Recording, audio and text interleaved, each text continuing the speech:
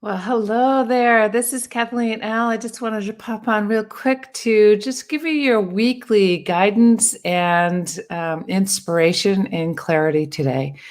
I am excited to be here with you because all that I have experienced over the last 10 years since my son's suicide has been so tremendous. It has been heart-wrenching and challenging, and it has been rewarding and connecting. And I've had the ability to be able to walk through and my healing journey because I've invested in my healing, because I have chosen to actually take those steps to move through some fear and some pain and some guilt and all the stuff that flows around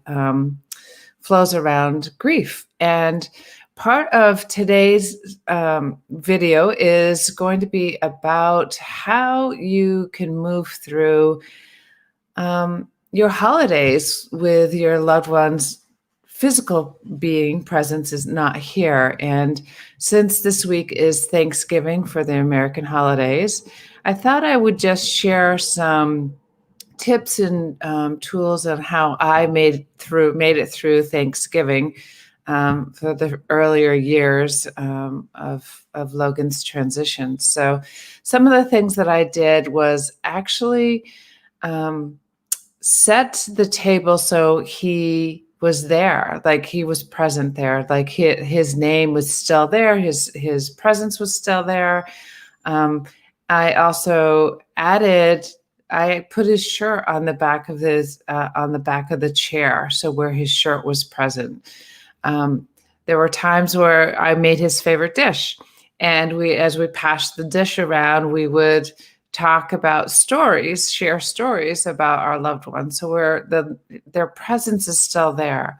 I also asked for signs from him. Many times I would say, Logan, will you please just let me know that you're here? And I actually wrote it in my book on one of the times I had asked for a message from him. And he very clearly gave me a message that he was there with me because I was open and I listened to it. Another thing that I had done was for those loved ones that have transitioned, they have clothes that are left behind. And most of our loved ones have, like we do, we have our favorite clothes. And so I used a couple of shirts for Logan's, and I had bears made of it for myself and for my daughter, Ashley. So I actually made a bear out of his favorite shirt. So you can keep a memory around. You could put that bear on the chair, or so you have their presence there. So know that their presence is still here. Their physical form is not, but their spiritual form is, and they are always by us, and they are always trying to get our attention. So don't just let the actually I just saw I just saw a little spirit fly by here. So I got distracted for a moment. Know that they want to send us messages. We just need to be open to those messages when they're here. I was going to share something else with you, but I totally got distracted with that little spirit flying by. It was kind of cool. So that's your message for the day, for the holiday. Oh, the other thing I wanted to mention is take care of yourself. Really important. If you choose that you want to do something different for your holiday, do it. You don't have to celebrate if you choose not to. You can have a bunch of people over have a bunch of people over. Do Zoom, I would say, is probably the best way right now with COVID and all. But you can set up your computer right on your table and actually have dinner through Zoom with your family members and different people, if that's what you choose. Mix it up if you need to, because you need to take care of yourself as well. Go for a walk in nature, connect with yourself and connect with your loved one. So that's the message of the week for you. Today we're starting with a new Oracle deck that I just got. It's Kyle Gray's, the Angel Guide Oracle, Oracle deck. I've played with it a couple times this weekend. So I don't have them all down. So we will be reading from the book, and know that these messages are for you for this week. It's going to be what's guiding you for the week. And so we're just going to go know these messages. If you're live or if you're watching the replay, they're meant for you. Okay, we're just going to connect. Mother, Father God, please show us what we need or you'd like us to know through these cards so we may serve in our highest and best. Please show us what we need to know. Okay. Show us what we need to know.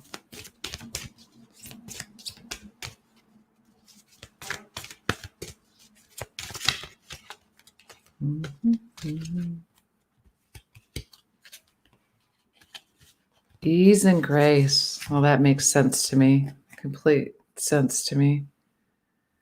There two of them came out, so I'm going to use both. So ask and receive and ease and grace. And now I cannot tell you how much better this could be. So this is your weekly message right now, especially with the holidays. And if you're missing a loved one or you've lost a loved one or you've just had sudden changes, know that these are your messages for the week. It's beautiful. It's ease and grace and ask and receive. So it's just like what's coming to me. There's so much that's coming to me right now. What's coming to me is that, oh, good morning, beautiful friend. I'm not sure who the beautiful friend is because I don't see your name, but so just type in your name if you would, please, so I know who it is. So ease and grace, I need to turn these around. So ease and grace is like when you're going with the flow and you're allowing yourself to be open and to receive the amazing messages that are there, and ask and receive. If you ask your loved one to show you that he's here or they're there. Hi, Selena. They are there with you and they are guiding you all the time. And when you go with the ease and grace and allow the flow of energy to flow through you, flow into you, flow around you, it's almost as if you're being carried. One of my cards this morning was basically around close your eyes and allow that blanket of love from the energy of your guides, of your loved ones, of the divine to hold you in that blanket of love. And so it was just beautiful. So I'll read both of these cards for you. Ease and grace first. So ease and grace.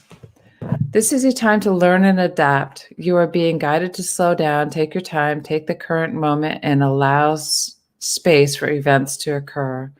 You often put too much pressure and expectation of yourself, and this is not required. Also, with constant effort and rush, you'll find yourself becoming overwhelmed and tired. When you are too forceful, you will use up too much energy, and that may hinder your progress at this time. If you're in a difficult situation at work or with other people, don't feel you have to prove your skills, talents, or worth. Just step back and breathe. And through grace, you will be seen, understood, and recognized for who you truly are. You are being guided to flow like water. Don't feel the need to rush or force your way ahead. A gentle approach will be more rewarding. Have patience and move with grace. Your angel guide is encouraging you to see life as a dance. One step at a time, you will make your way through this incredible journey, learning more and growing along the way. How can you move with more elegance? How can you slow down? How can you bring more grace and poise to your current situation? This is a time to soften, breathe, and move in a way that is steady but flowing. This information may come as a surprise or even a challenge to you, but your angels know it will be beneficial for what is coming your way next.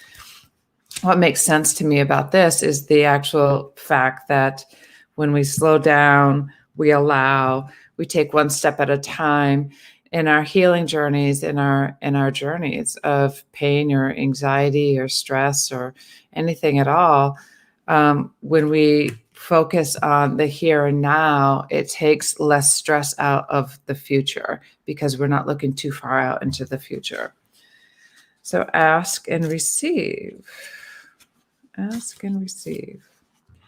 Ask and you shall receive. Your angel guide wants you to know that help is available. You are being encouraged to shift your perceptions and recognize that even in the most difficult of circumstances, a miracle is possible. Whatever miracle you need, it is available to you now.